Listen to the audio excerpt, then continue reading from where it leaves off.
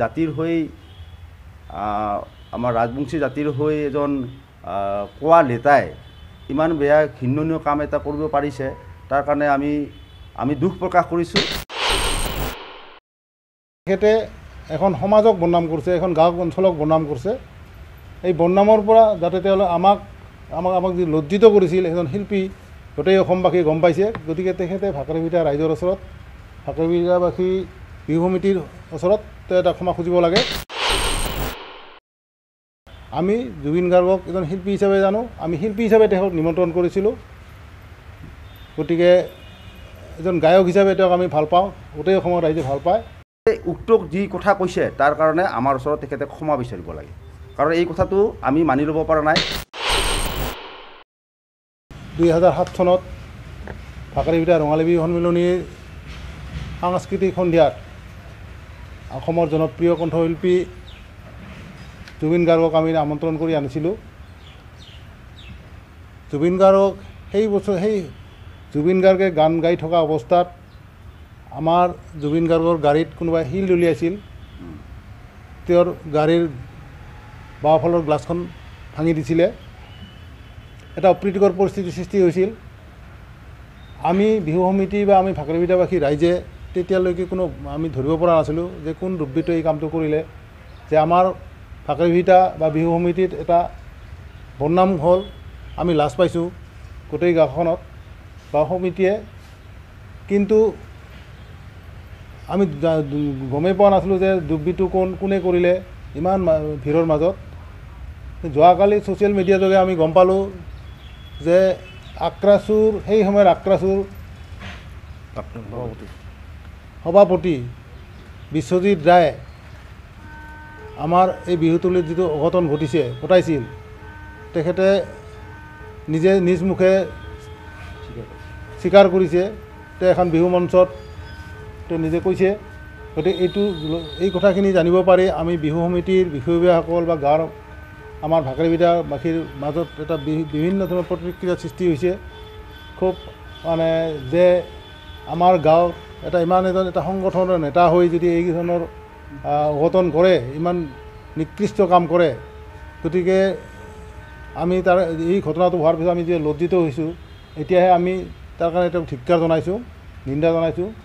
পৰৱৰ্তী দিনত যাতে এনেধৰণৰ কোনো মঞ্চত কোনো শিল্পীক বা কাকো বদনাম কৰাৰ কাৰণে এই কাম নকৰে, তাৰ বাবে তেখেতক আমি অনুৰোধ জনাম। আমি লগতে এইখিনি দাবী জনাম তেওঁক যে তেখেতে এখন সমাজক বদনাম কৰিছে, এখন গাঁও অঞ্চলক বদনাম কৰিছে। এই বদনামৰ পৰা যাতে তেওঁলোকে আমাক যি লজ্জিত কৰিছিল এজন শিল্পী গোটেই অসমবাসী গম পাইছে। গতিকে তেখেতে ভাকৰিভিটা ৰাইজৰ ওচৰত, ভাকৰিভিটাবাসী বিহু সমিতিৰ ওচৰত এটা ক্ষমা খুজিব লাগে। আৰু তেখেতে যিটো শিল্পী সম্পৰ্কত, যিটো জুবিন গাৰ্গ সম্পৰ্কত যিটো মন্তব্য দিছে, তেওঁ এজন বেপাৰী। আমি কেতিয়াও কোনো শিল্পীক বেপাৰী হিচাপে আমি দৃষ্টিভংগীৰে নাচাওঁ। আমি জুবিন গাৰ্গক এজন শিল্পী হিচাপে জানো, আমি শিল্পী হিচাপে তেওঁক নিমন্ত্ৰণ কৰিছিলোঁ। গতিকে এজন গায়ক হিচাপে তেওঁক আমি ভাল পাওঁ, গোটেই অসমৰ ৰাইজে ভাল পায়। গতিকে তেখেতে যিটো মন্তব্য দিছে সেইটো আমি গাঁৱৰ পৰা বা বিহু সমিতিৰ ফালৰ পৰা তেখেতক কঠোৰভাৱে নিন্দা কৰিছোঁ।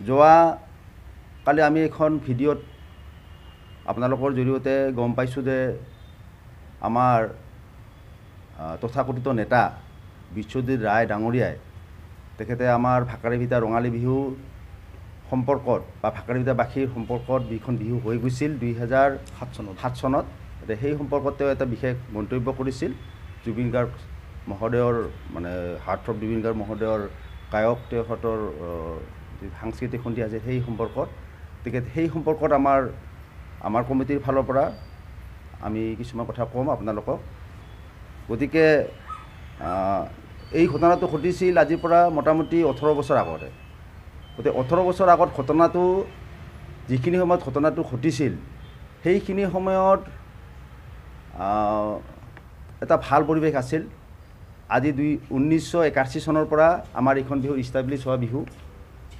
তাৰ পৰা আজিলৈ এইখন বিহু সুচাৰুৰূপে ভালকৈ চলি আছে। আমি বিভিন্ন সামাজিক কামৰ লগতো এইখন বিহু জড়িত, ৰাজহুৱা কামৰ লগতো জড়িত। আৰু আমি এইখিনি বিহুৱে আমাৰ বিহুখনে আমাৰ যিখিনি সামাজিকভাৱে বা বিভিন্ন ক্ষেত্ৰত আমি এটা ভাল এটা অৰিহণা যোগাই আছোঁ সমাজখনত। তো আমাৰ বিহুখনে কোনো জাতিভেদ বা বিভিন্ন প্ৰথা ৰখা নাই।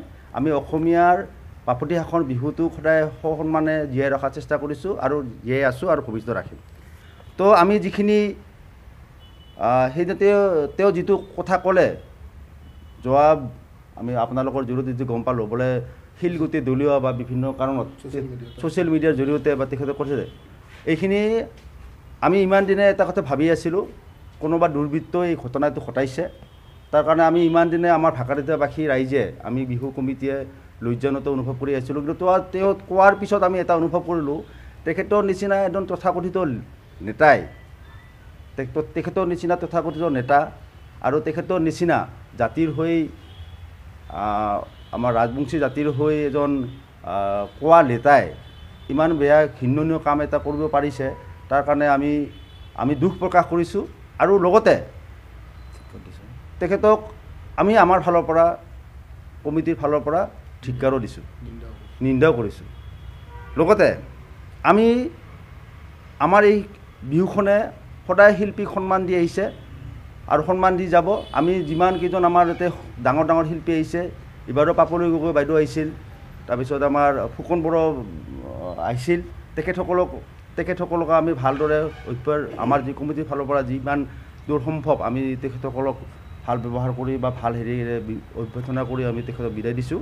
তেখেতসকলক কোনো আমি পিছত যোগাযোগ কৰোঁতে তেখেতসকলে আমাক কেতিয়াও বেয়া পোৱা নাই।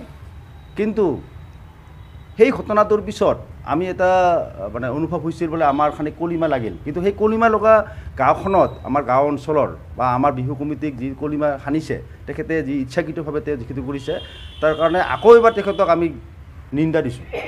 লগতে আমাৰ বিহু সমিতিৰ ফালৰ পৰা আমাৰ ভাকাৰিতাবাসী ৰাইজৰ পৰা এটা আমাৰ অনুৰোধ, আপোনালোকৰ জৰিয়তে আমি দাবী জনাব বিচাৰোঁ, তেখেতে যাতে উক্ত যি কথা কৈছে তাৰ কাৰণে আমাৰ ওচৰত তেখেতে ক্ষমা বিচাৰিব লাগে। কাৰণ এই কথাটো আমি মানি ল'ব পৰা নাই। ইমান দিনে আমাৰ এটা ভাল পৰিৱেশ আমাৰ এটা গাঁওখনত চলি আছে, তেখেতে আহি যিটো কথা কাম কৰিছে, আজি তেখেতে নিজে স্বীকাৰ কৰিছে। আজি 17-18 বছৰ আগত যিটো ঘটনা ঘটি গৈছে, এই ঘটনাটোত তেখেতে আমাৰ এই বিষয়টো লৈ তেখেতে এটা মানে ভুল স্বীকাৰ কৰিব লাগে। গতিকে মোৰ ফালৰ পৰা আপোনালোকৰ জৰিয়তে তেখেতক অনুৰোধ জনাওঁ বা আমাৰ দাবী জনাওঁ, তেখেতে যাতে এইখিনি কৰে। লগতে আৰু ভৱিষ্যতে যাতে তেখেতে কোনো বিহু মঞ্চত এনেকুৱা কথা নকয় বা নকৰে, তাৰ কাৰণে তেখেত লগতে আৰু যিবিলাক এনেকুৱা দুৰ্বৃত্ত আছে, আমিতো তেখেতক দুৰ্বৃত্ত বুলি ভাবিছোঁ এতিয়া, আৰু তেখেতক সন্মান কৰিছিলোঁ। তেখেতে এতিয়া সন্মানৰ তেওঁ কিমান দূৰ যোগ্যতা হয় আপোনালোকৰ জৰিয়তে প্ৰশ্ন তেখেতক আমি কৰিব বিচাৰিছোঁ।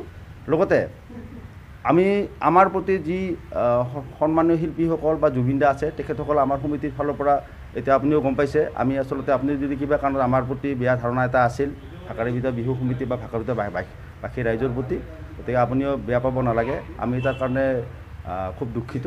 আপুনি তাতে সেই বিষয়ত আৰু আহিব, আপোনাক আমাৰ এইখিনি মানুহ বা আমাৰ হেৰি মানুহখিনি কমিটিৰ মানুহখিনি ভাকাৰিবিদাবাসী ৰাইজে আপোনাক খুব ভাল পায়, আপোনাৰ গান সদায় শুনো আমি। গতিকে এইখিনিয়ে কথা আৰু আপুনি কিবা ক'ব?